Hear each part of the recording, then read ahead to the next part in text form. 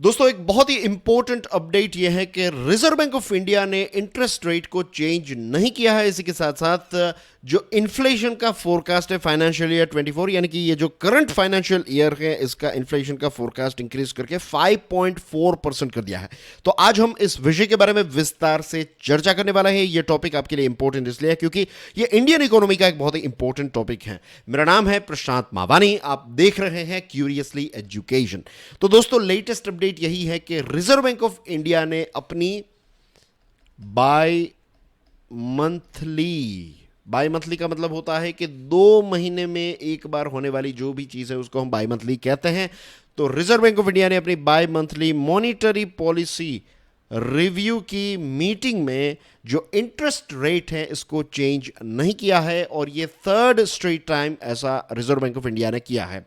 यानी कि पिछले 6 महीनों के अंदर आरबीआई ने इंटरेस्ट रेट को इंक्रीज नहीं किया है। इससे पहले इकोनॉमिक टाइम्स ने एक पोल कंडक्ट करवाया था, तो इसमें 15 बड़ी जो कंपनीज हैं उन्होंने ये कहा था कि इस बार जो एमपीसी यानी कि मॉनिटरी पॉलिसी कमेटी की जो मीटिंग होगी इस मीटिंग में रेपो रेट को चेंज नहीं किया जाएगा और जो स्टैंड है उसको विड्रॉल में रखा जाएगा। तो ये जो एमपीसी है मॉनिटरी पॉलिसी कमेटी, तो इसके 6 मेंबर्स हैं और 6 के 6 मेंबर्स ने यूनैनिमसली यानी कि 6 के 6 मेंबर्स ने एक साथ यही कहा है कि इंटरेस्ट रेट को चेंज करने की कोई ज़रूरत नहीं है, रेपो रेट को इंक्रीज करने की ज़रूरत नहीं है या फिर इसको कम करने की ज़रूरत नहीं है, जैसा है वैसा ही इसको रखा गया है। तो अभी जो रेपो रेट है वो है 6.5%। और दोस्तों इससे पहले जो रिजर्व बैंक ऑफ इंडिया ने टोटल आप समझ लीजिए 2.5% रेपो रेट को जो इंक्रीज किया था टोटल, राइट, ये धीरे धीरे करके 2.5% टोटल इंक्रीज किया था। तो अभी भी ये सिस्टम में वर्क कर रहा है। इसका मतलब ये है कि जब भी इंटरेस्ट रेट चेंज किया जाता है या फिर रेपो रेट जो है वो रिजर्व बैंक ऑफ इंडिया के द्वारा चेंज किया जाता है, तो इसका मतलब ये नहीं कि आज से ही इसकी इम्पैक्ट जो है वो हमें इकोनॉमी पर देखने को मिलेगी। कुछ बैंक्स जो हैं वो उसको 1 महीने के बाद, 2 महीने के बाद, 3 महीने के बाद, डिपेंड्स, राइट। तो अलग अलग बैंक्स जो हैं वो अलग अलग समय पर अपने अपने जो रेट्स हैं उनको रेपो रेट के हिसाब से एडजस्ट करती है। तो अभी ये 2.5% जो इंक्रीज किया था पहले, अभी भी ये प्रोसेस में है, अभी भी ये सिस्टम में काम कर रहा है। अभी सारी बैंक्स ने इस हिसाब से एडजस्टमेंट्स नहीं किए हैं। इन्फ्लेशन की बात करें तो एज वी ऑल नो कि वेजिटेबल की प्राइस जो है वो काफ़ी ज़्यादा इंक्रीज हो गई थी और इसकी वजह से इन्फ्लेशन जो है वो भी बढ़ चुका था, रिटेल इन्फ्लेशन जो है वो बढ़ चुका था। लेकिन अब एक्सपेक्टेशन ये है कि वेजिटेबल की प्राइस जो है वो धीरे धीरे करके बैक टू नॉर्मल यानी कि कम हो जाएगी, अफोर्डेबल हो जाएगी। रिजर्व बैंक ऑफ इंडिया ने बैंक्स को ये भी कहा है कि आप 10% जितना जो आपके पास कैश है उसको रिजर्व में रखिए। तो ये 10% की वजह से क्या हो गया पता है, ये 10% कैश रिजर्व की वजह से लगभग समझ लीजिए 1 लाख करोड़ रुपए जो है वो रिजर्व में चले जाएंगे, राइट। तो लिक्विडिटी जो है वो थोड़ी कम होगी और जो पैसों का फ्लो है वो थोड़ा कम होगा।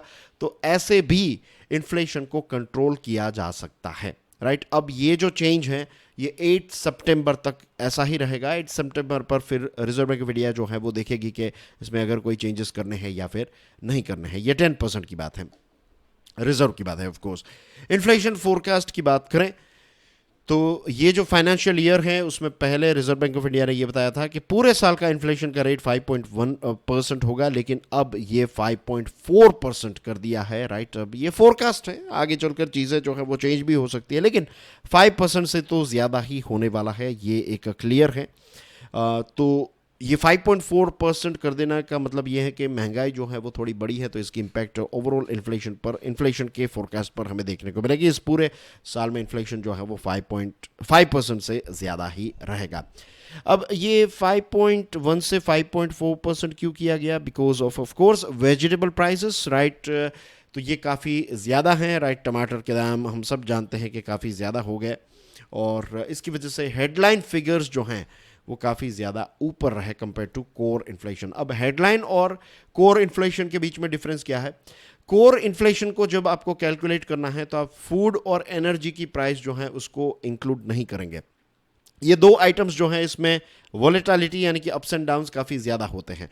और हेडलाइन इन्फ्लेशन को कैलकुलेट करने के लिए ये दो चीज़ों को छोड़कर बाकी सारी चीज़ें, राइट, गुड्स एंड सर्विसेज, जिसमें एनर्जी, फूड और बेवरेजेस, ये चीज़ों को आप ऐड कर दें, राइट, सारी चीज़ों को इंक्लूड करके जब कैलकुलेशन करते हैं तो हेडलाइन इन्फ्लेशन का आंकड़ा मिलता है, और फूड और एनर्जी को हटा देते हैं तो आपको कोर इन्फ्लेशन का आंकड़ा देखने को मिलता है। अब इन्फ्लेशनरी ट्रेंड जो है वो किस दिशा में जा रहा है, देखिए जून जो है उसमें इन्फ्लेशन का आंकड़ा 4.81% था। जुलाई में प्रेडिक्शन ये है कि 6 से 6.5% रहेगा, यानी कि जो अपर लिमिट है पूरे साल की, जो अपर लिमिट है ये 6% की है, कम से कम 2 और 6% के बीच में होना चाहिए। इसके बारे में आप जानते होंगे, कई बार हमने इसके बारे में डिस्कशन की है, तो ये सारी छोटी छोटी चीज़ें जो हैं वो हम कवर नहीं कर रहे हैं। ऑफ कोर्स ये एक्सपेक्टेशन है कि थोड़ी बहुत चीज़ें जो हैं वो आपको भी पता होगी। तो जून में इन्फ्लेशन का आंकड़ा 4.81% था, और जुलाई में ये 6 से 6.5% हो सकता है। तो ये ट्रेंड जो है वो अब धीरे धीरे सॉफ्ट होगा, ऐसा नज़र आ रहा है। शक्तिकांता दास जो हमारे गवर्नर हैं, उनका कहना यह है, going by the past trends vegetable prices में see a significant correction after a few months. कुछ महीनों के बाद ये जो वेजिटेबल की प्राइसेस हैं वो थोड़ी कम होगी, ऐसे पहले भी हुआ था, आज भी ऐसा ही होगा, अभी भी ऐसा ही होगा, राइट। और खारिफ क्रॉप का जो प्रोडक्शन है वो थोड़ा इम्प्रूव होगा, मानसून जो है वो धीरे धीरे स्प्रेड हो रहा है। इसी के साथ साथ उन्होंने ये भी कहा है कि जो अल नीनियो की वेदर कंडीशन है उस पर सरकार की नज़र है, रिजर्व बैंक ऑफ इंडिया की नज़र है कि अल नीनियो की वजह से क्या होता है कि हमारे यहाँ पर बारिश उतनी ज़्यादा नहीं होती है, या फिर सूखा पड़ने का जो एक वातावरण है वो पैदा हो जाता है। सूखा जो है वो बहुत सारी जगहों पर हमें देखने को मिलता है, तो इसकी वजह से फूड का प्रोडक्शन जो है वो कम हो सकता है। तो इस चीज पर रिजर्व बैंक ऑफ इंडिया की नजर है। रही बात इन्फ्लेशन आउटलुक की, तो देखिए अभी क्रूड ऑयल की प्राइसेस जो है वो थोड़ी अप हो सकती है, बिकॉज एक तरफ जो ओपेक प्लस देश हैं, राइट, वो प्रोडक्शन को कट कर रहे हैं, और दूसरी तरफ यूएसए की इकोनॉमी जो है वो ज्यादा रेजिलियंट साबित हो रही है। अब यूएसए की इकोनॉमी अगर स्लो डाउन में रहती तो फिर फ्यूल की उतनी ज़्यादा डिमांड नहीं होती, लेकिन यहाँ पर एक तरफ प्रोडक्शन कट है, दूसरी तरफ यूएसए की इकोनॉमी जो है वो रेजिलियंट है, तो वहाँ पर फ्यूल की जो डिमांड है वो इंक्रीज होगी, तो इसकी वजह से फ्यूल की प्राइस अप होगी, तो इसकी इंपैक्ट भी इन्फ्लेशन पर डायरेक्टली हो सकती है। रही बात एडवांस्ड देशों की, जैसे कि यूएसए की जो फेडरल रिजर्व हैं और यूरोपियन सेंट्रल बैंक जो हैं, वो इन्फ्लेशन को कंट्रोल करने के लिए इंटरेस्ट रेट को इंक्रीज कर सकते हैं। तो अगर ऐसा होगा तो बोरोइंग की कॉस्ट जो है वो ज़्यादा होगी, तो ऐसा हो सकता है कि हमारी शेयर मार्केट में से बहुत सारा जो फॉरेन इन्वेस्टमेंट है, इंस्टीट्यूशनल इन्वेस्टमेंट, वो वापस जा सकता है, तो इसकी इम्पैक्ट भी इकोनॉमी पर हमें देखने को मिल सकती है। तो ये सारी चीज़ें जो हैं वो मॉनिटरी पॉलिसी कमेटी का ये जो एक बाई मंथली आरबीआई की जो by monthly monetary policy review की जो मीटिंग हुई, इसमें ये सारे इंपॉर्टेंट पॉइंट्स आपको देखने को मिल रहे हैं। तो आई होप डियर फ्रेंड्स, आज की ये हमारी डिस्कशन से आपको एक कॉन्सेप्चुअल क्लैरिटी भी मिली होगी, और इसी के साथ साथ रिजर्व बैंक ऑफ इंडिया का जो लेटेस्ट डिसीजन है वो भी आपको अच्छी तरीके से समझ में आ गया होगा। मेरा नाम है प्रशांत मावानी, आप देख रहे हैं क्यूरियसली एजुकेशन। अगर वीडियो पसंद आए तो please hit the like button, and please make sure कि आप इस वीडियो को दूसरे स्टूडेंट्स के साथ शेयर ज़रूर करें। इसी के साथ साथ हमारी चैनल क्यूरियसली एजुकेशन को सब्सक्राइब करना ना भूलें। Thank you very much for your love and support. I will see you soon with some more interesting topics. Till then enjoy your studies. God bless you all. जय हिंद।